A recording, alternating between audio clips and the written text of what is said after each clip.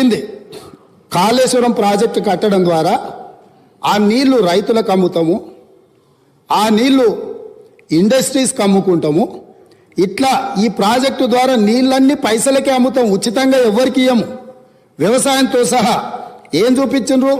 ఒక్క సంవత్సరానికి ఆదాయం 5,199 కోట్ల రూపాయల ఆదాయం వస్తుంది. కాళేశ్వరం ప్రాజెక్టు కట్టి వ్యవసాయానికి నీళ్ళు అమ్ముతాం, పరిశ్రమలకు నీళ్ళు అమ్ముతాం, తాగడానికి నీళ్ళు అమ్ముతాం, మొత్తం వ్యాపారమే చేస్తాం. మా ప్రభుత్వం ఉన్నదే వ్యాపారం చేయడానికి. మా ప్రభుత్వం సేవ చేయదు, మా ప్రభుత్వం ప్రజలకు సహాయం చేయదు, వ్యాపారం చేస్తాము.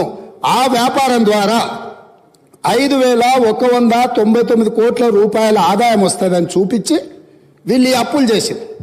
ఈ సంతకాలు పెట్టింది ఎవరు? ఈరోజు అక్కడ కూర్చొని మాట్లాడుతున్న మాజీ ఆర్థిక మంత్రి గారు. ఇది మొదటి విషయం.